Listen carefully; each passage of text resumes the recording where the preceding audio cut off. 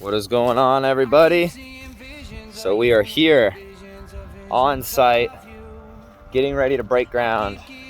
Underneath me is a pad. This pad is approximately 30 feet wide by 140 feet long.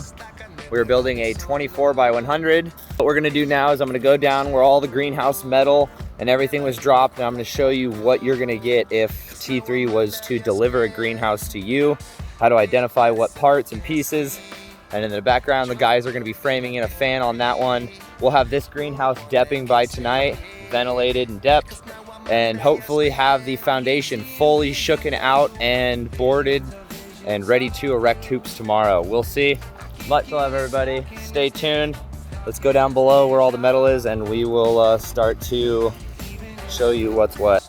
All right, so here in front of me, we have enough metal and plastic for two 24 by 100 greenhouses from T3.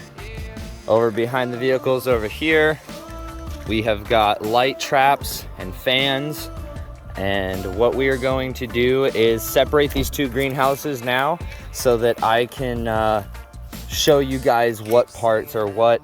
And most of the time, they come with markings of some sort, whether it's your farm or they are bundle 1 of 3, and it kind of helps you identify, but it's not rocket scientist. Like, it's not rocket science. It's not hard to figure out what pieces go where. Much love, everybody. Alrighty. Got some 16 footers here. Gonna be doing the shakedown on all the wood, concrete stakes. Then we're gonna be doing our Pythagorean theorem. Get this thing squared up as best as possible. See how level this pad is, shoot it with a laser. And then from there, I'll kind of give you guys a step-by-step. Really quick, I want to show you a breakdown of what you're gonna need if you're gonna be doing a foundation like this, which you're gonna need this wood anyway for your blackout system to roll down on. So here we go, let's do a breakdown, show you what things first. The length of your greenhouse, you're gonna need 2x6 or 2x12 pressure treated or treated to some sort so that it can stand the test of time. So these guys decided to go with 2x6. Price of lumber is high right now, so that's what we went with. Next, you're gonna wanna get some concrete stakes, preferably some big ones and some small ones. I've got some 18s and some 24 inches here. We're gonna be spacing them out. From what it seems, this pad is super compact. I'm driving my dually on it. It's not flexing. I'm not getting any sort of divots. Say that it won't sag. We actually thought that this greenhouse back here that was gonna sag, but it didn't. So anyway, need concrete stakes. You're gonna need baseboard. You're basically building a reverse concrete foundation. And what I mean by that is a concrete foundation, the stakes go on the outside to hold the pressure in. These stakes go on the inside so your blackout can roll down smooth. All right, and just like that, everything is shooken out, ready to rock. We're gonna need some more concrete stakes.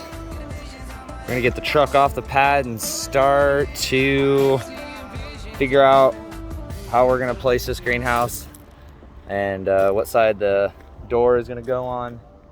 But yeah, it's as easy as putting one foot in front of the other. All right, so kind of using multiple strings just to figure out what my greenhouse will look like as far as where it's gonna stop. I want space to be behind the greenhouse for the skid steer trail and to be able to get around. I also want some sort of walking space or 4 foot wide skid steer, 6 foot wide area. Grab that sledgehammer and let's bring it over here. And kind of just getting a feel for it. Really think about where you want your greenhouse before you start slamming your stakes. When you do slam your stake, whatever stake you're doing first never moves. Google theorem. I'm not gonna sit here and break it down and run through this video on some stuff that doesn't really have to pertain to greenhouses. Figure out how to level and form a foundation and then come back to the video. We're gonna do that now and get our string set, and then we'll be back when we're hanging boards. And that's still just real common sense stuff. I wanna get into the greenhouse and the breakdown of that, so much love. All right, so as you can see, hanging the first baseboard, the boys are shaking out all the material, getting our purlins ran, leaving a clear space to build our hoops on the end. We've got all of our corners shooken out and extra stakes in place so we can pull our corner. You don't ever want to slam a stake 100% in the very corner of the greenhouse because your boards have to butt up right there. There also has to be a hoop right there. So what helps is always marking out your 2-foot spot and every 5 feet in between, so that you know that your boards don't batter up on one of your connection points and that you don't drop and slam a concrete stake into where a hoop is going to be going, because then you're going to be doing some back work to get those stakes pulled and relocate them to a different spot, because you have hoops that are supposed to go every 5 feet and then your 2-foot spacing hoop like on that greenhouse. So as you can see, we've got all of our hoop pieces laid out, our arms, our tops, and more arms. What the guys do is they spray paint a spot on each side where their hoop is being built. You want to build your hoop in the same place every time. This is a 20-foot wide greenhouse. It's 4 pieces to make one greenhouse hoop. You're going to want to set them up the same every time. Super easy. This swage goes into that piece. Slap a tech screw. Go on down. You're going to have another swage and a female. Slide those together. Tech screw. Same and same. Super straightforward, super easy. Build all your hoops in the same spot, move them, and we will get down to brass tacks on where to place them, mounting brackets, and HD clamps, things like that.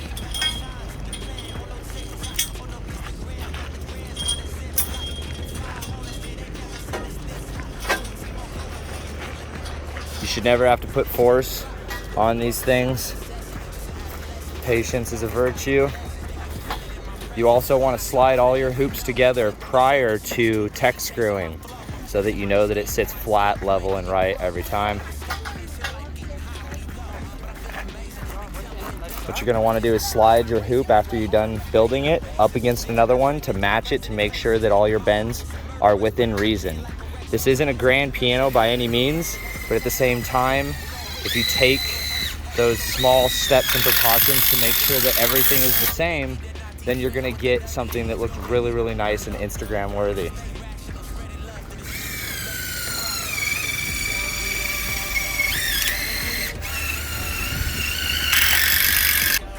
All right, first day down, foundation is up. We need to fill in all of the voids where there isn't concrete stakes. The boys are crushing it, punking all the metal up here, banging out the hoops.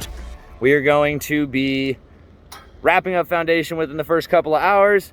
Going to be erecting hoops, running purlins, framing end walls, shooting for 3 to 4 more days here, and then back to the North State